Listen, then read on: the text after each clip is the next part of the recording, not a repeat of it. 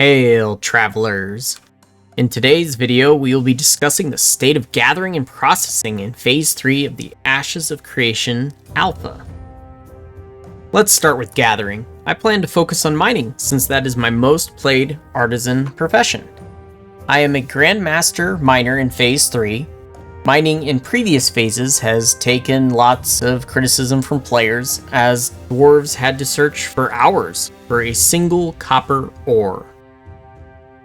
Mining was revamped at the start of Phase 3. Mining nodes such as copper and rubies no longer exist in the world.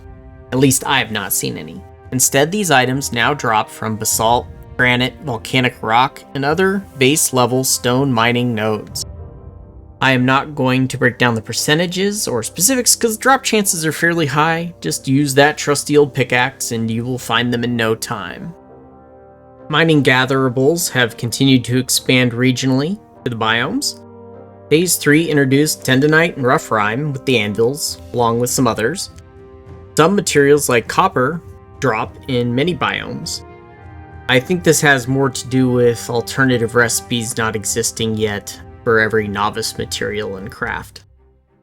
Overall, the new mining system is a success. While I do miss seeing more colorful nodes in the world, I do enjoy when that lackluster granite node drops some legendary materials. Puts a smile on my face and it provides a good dopamine hit. I would like to see further methods to gather materials added into the game. For instance, dynamite would be fun to use.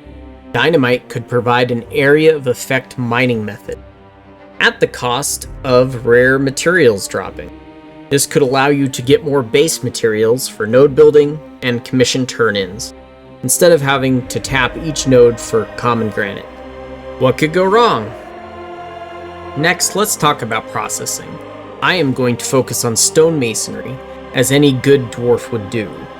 I am an apprentice in stonemasonry, metalworking, and alchemy.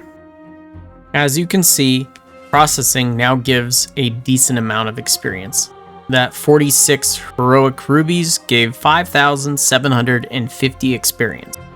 Took me to level 19 stonemasonry, and if I wasn't 25, that would have given me character experience as well. Stone armor molds are needed by armor smithing to make their crafted armor sets. They're fairly simple, they just require granite and processed timber.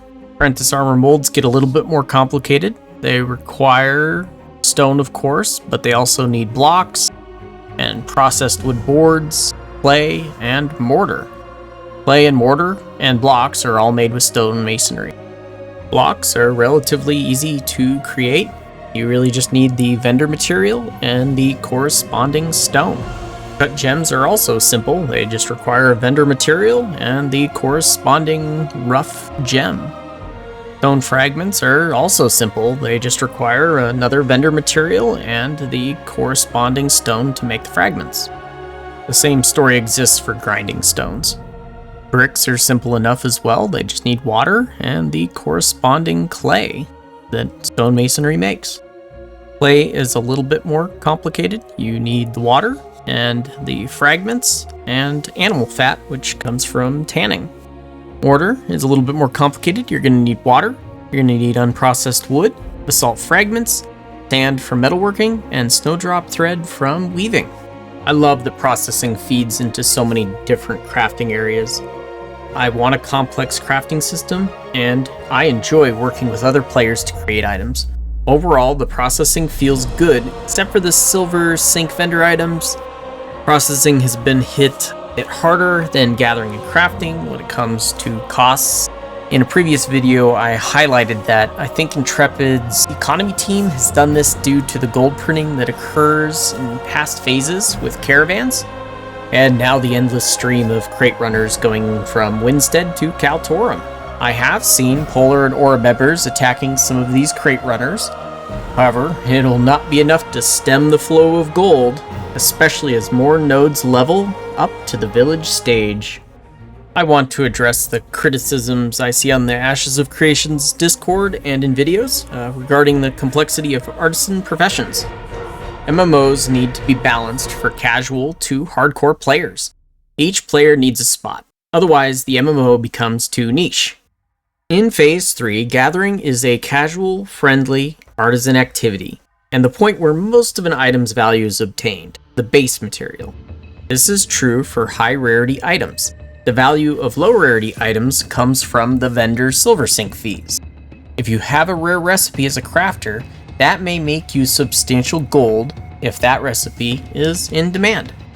The processing and crafting stages greatly increase the commitment from the player in time, gold, and effort, which carves out a place for semi-hardcore players in processing and hardcore players in crafting the final products. The balance in Ashes of Creation's Artisan Professions is the best I've ever seen in an MMO. There is literally a spot for everyone at the moment, and we don't want to lose that. I do believe that lower quality items should be easier to craft, especially in the novice tier, but for the most part, it's a great system. I believe the issues players are having are due to them crafting as a solo player.